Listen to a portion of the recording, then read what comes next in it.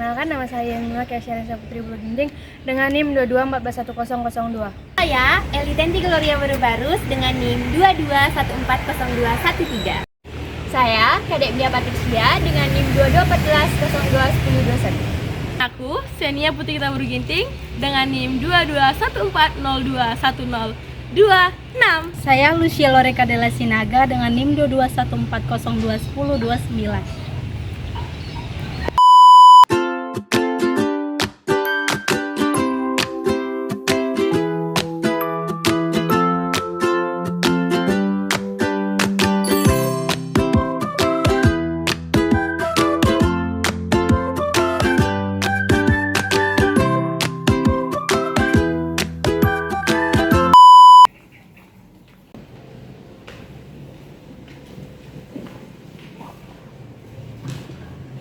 Selamat pagi anak-anak. Pagi Bu.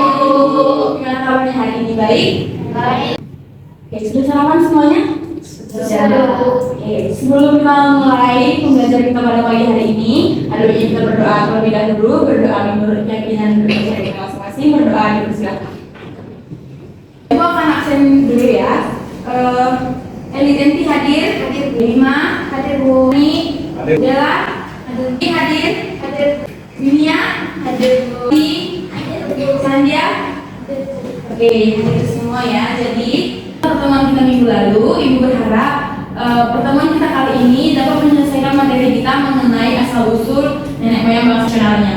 Jadi nanti kita juga akan mengadakan diskusi kelompok, dan diskusi kelompok ini akan dipresentasikan di depan kelas. Baik, Ibu akan menjelaskan sedikit lagi mengenai teori tentang asal usul nenek moyang bangsa Indonesia. Jadi ada 4 teori. Yang pertama siapa yang tahu? Oke, ada Erwin. Yang pertama itu ada teori Taiwan, di mana menjelaskan mengenai nenek moyang bangsa Indonesia berasal dari Taiwan atau yang disebut juga dengan Formosa. Datang 3.500 sampai 2.000 sebelum Masehi. Mereka melakukan penyebaran melalui Sulawesi dan menyebar ke pelosok Nusantara. Yang kedua siapa yang tahu? Ya Bu. Dunia apa itu teorinya? Teori Ovinan. Teori ini menyatakan bahwa manusia purba di Indonesia atau nenek moyang bangsa ini berasal dari Yunan, bagian Cina Selatan. Teori ini berdasarkan adanya kesamaan artefak dan bahasa Melayu yang berkembang di Nusantara serumpun dengan bahasa yang ada di negara Kamboja. Yang ketiga. Oke, yang lima apa? Teori Afrika, yaitu nenek moyang yang berasal dari Afrika, bukan hanya nenek moyang bangsa Indonesia saja, tetapi nenek moyang dari bangsa-bangsa Asia lainnya juga dipercaya berasal dari Afrika. Lalu Afrika atau kawasan timur Afrika yang saat ini menjadi beberapa negara seperti Ethiopia, Somalia merupakan wilayah terbanyak yang menjadi tempat tinggal nenek moyang bangsa Indonesia terdahulu. Teorinya siapa yang tahu? Saya Bu. Kedela. Teori Nusantara, yang dimana teori ini mengatakan bahwa asal-usul manusia menghuni wilayah Nusantara tidak berasal dari luar, tapi mereka sudah hidup dan berkembang di wilayah Indonesia itu sendiri. Baik, jadi Ibu akan menjelaskan sedikit lagi. Nah, teori Taiwan ini atau biasa disebut teori out of Taiwan, ini berasal dari Taiwan, dari Cina, atau biasa dikenal dari suku Formosa. Kedua ada teori Yunan atau biasa disebut dengan teori out of Yunan. Ini berasal dari Yunan, Cina Selatan, yang juga mengembangkan bahasa Melayu. Nah, bahasa Melayu ini banyak digunakan di kawasan Asia Tenggara seperti Indonesia, Malaysia, dan juga Singapura. Ada 3 gelombang masuknya ke Indonesia. Yang pertama adalah gelombang 1 yang membawa ras Melanesoid. Ras Melanesoid ini contoh nyatanya bisa kita lihat biasanya itu adalah orang-orang Indonesia bagian timur seperti Nusa Tenggara Timur dan juga dari Papua, Palu dan sebagainya. Kedua yaitu Proto Melayu. Nah, Proto Melayu ini ada yang tahu jenis Melayu apa? Melayu tua. Nah, benar. Nah, Proto Melayu atau Melayu tua ini juga datang ke Indonesia itu dari Cina Selatan. Ada yang tahu Proto Melayu ini dihuni oleh suku-suku apa saja? Mani? Baik, program Melayu ini dihuni oleh suku Batak, Dayak, Toraja, dan Jambu. Oke, terima kasih ya Mani. Yaitu Diutra Melayu. Nah, kalau tadi proto Melayunya adalah Melayu tua, otomatis Diutra Melayunya adalah Melayu muda. Tapi siapa yang tahu yang ketiga ini dihuni oleh suku-suku apa saja? Sandia? Jawa, Madura, Suku yang ada di gelombang 1, 2 maupun 3 ini memiliki kesamaan dari segi fisik. Walaupun sebenarnya dari segi warna kulit proto dan diutro ini hampir sama, berbeda dengan yang melanosoid yang lebih cenderung ke kulitnya yang gelap. Dari Afrika, dari Ethiopia, ada juga dari Somalia. Nah, kemudian teori Afrika ini diragukan karena ditemukannya fosil Homo neanderthalensis. Masih semangat kalian? Oke, kita akan adakan ice breathing dulu untuk menguji konsentrasi kalian apakah masih semangat atau tidak. Jadi kita bermainnya seperti ini. Setiap kelipatan 3 tidak boleh menyebutkan angka. Dimulai dari Sandia. 1, 2, 3. Nah, berarti kurang konsentrasi. Kita ulang lagi. Nah, setelah speaking tadi sudah fokus kembali ya. Nah, selanjutnya yaitu teori keempat, teori Nusantara, yang dikatakan berasal dari Indonesia itu sendiri. Nah, fosil dari Homo wazakensis, Homo floresiensis, dan juga Homo soloniensis yang berada di wilayah Sungai Bengawan Solo. Oke, karena tidak ada pertanyaan, Ibu akan membagi kalian menjadi 2 kelompok. Nah, kalian akan berdiskusi mengenai keempat teori ini dan hasil kebudayaan apa saja yang dihasilkan dari keempat teori ini. Kelompok Emma, Eli, dan juga Sugi dan Sandia. Kelompok 1, Mani, Purwati, Dela, dan Binia. Kelompok 2. Kalian cari apa saja hasil kebudayaan yang dihasilkan dari teori out of Taiwan dan juga teori out of Afrika. Jelas. Berikan waktu diskusi selama 15 menit. Silahkan berdiskusi dengan baik dan juga terang.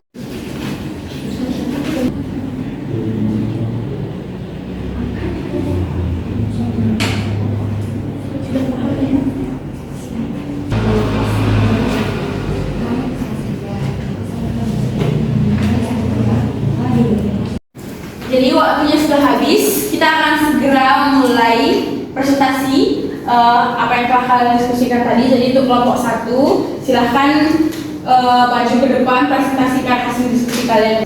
Baik, terima kasih atas kesempatannya. Perkenalkan, nama saya Nidenti Gloria Berbaru. Akan mengikuti kegiatan ini di Indonesia yang seperti ini. Perkenalkan, nama saya Nidenti Gloria. Jadi di sini kami membawa materi mengenai tentang teori of Taiwan dan teori Afrika, di mana teori Taiwan membawa kebudayaan yang mereka miliki ke Nusantara.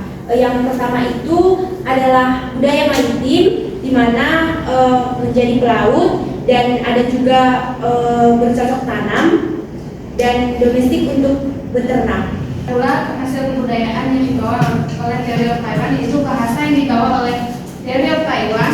Contohnya itu dalam kata burung, di dalam bahasa Jawa disebut manuk, dan di dalam bahasa Tagalog itu disebut manok.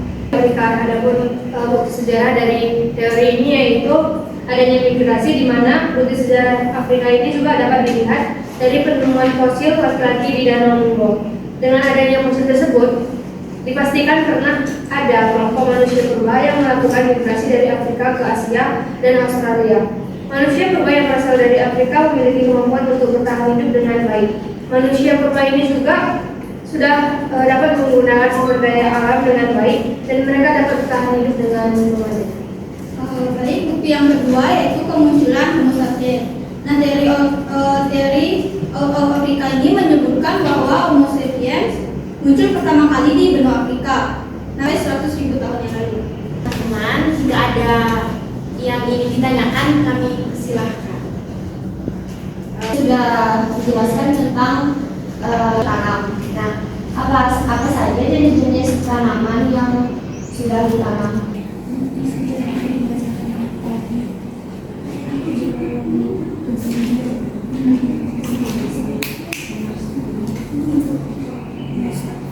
Kami akan mencoba menjawab pertanyaan dari Ibu. Tanaman apa saja yang ada?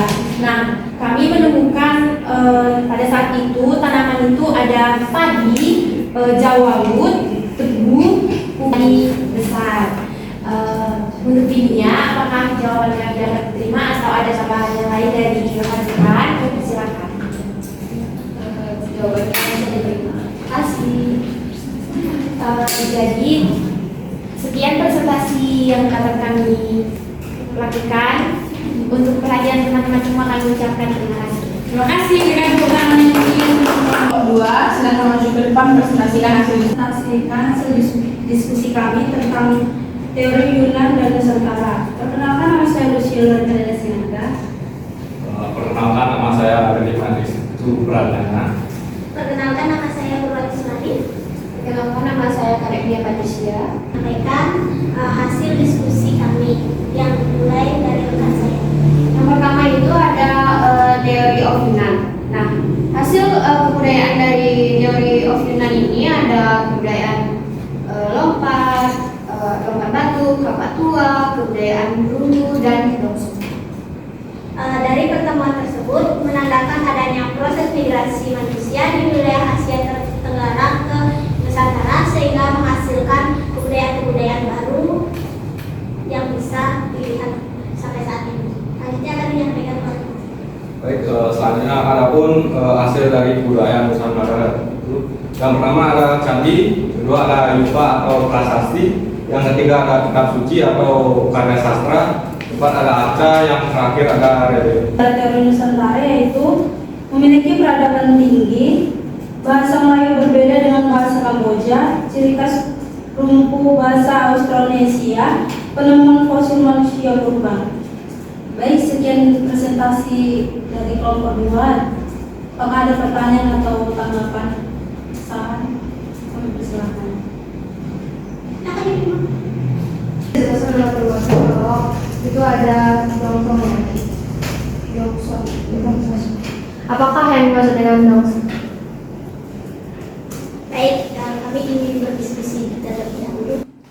Di sini saya akan menjawab pertanyaan dari Yema. Apa yang disebut dengan Dongson? Nah, kebudayaan Dongson merupakan kebudayaan zaman dulu yang berkembang di lembah Songhong, Vietnam. Kebudayaan ini juga berkembang di Asia Tenggara, termasuk di Nusantara dari sekitar 1000 sebelum Masehi sampai 1 sebelum Masehi.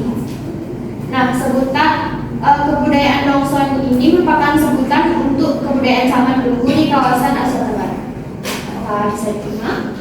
Jawabannya Baik, setelah sesi diskusi tadi selesai, Ibu akan menyimpulkan bahwasanya dari keempat teori yang telah kalian diskusikan tadi itu tidak ada yang salah ataupun yang benar secara mutlak. Semua teori itu sangat relevan dengan keadaan bangsa Indonesia yang pada sangat beragam, kondisi bahasa dan juga budaya yang sangat beragam, dan juga kalian bisa lihat perbedaan teman-teman kalian dari suku Batak maupun yang dari Bali sendiri. Nah, bisa kita lihat perbedaannya dan juga bisa kita temui juga peninggalan-peninggalan seperti candi atau yupa yang telah disebutkan tadi.